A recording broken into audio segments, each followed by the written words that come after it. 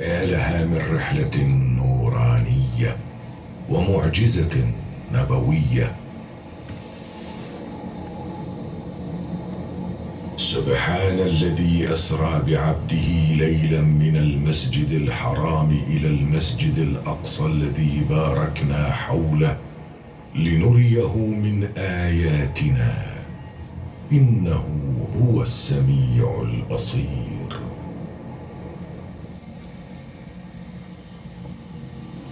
وتبدأ رحلة الهجرة المباركة.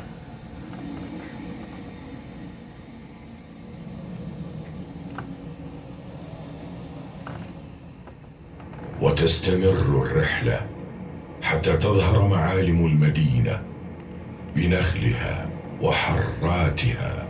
وقد علم الأنصار بقرب قدوم النبي صلى الله عليه وسلم، فظلوا ينتظرونه عند الحرة، لا يردهم إلا حر الظهيرة، حتى سمعوا مناديا يبشر بقدومه صلى الله عليه وسلم، فتسارعوا إلى استقباله وهم في غاية البهجة والسرور.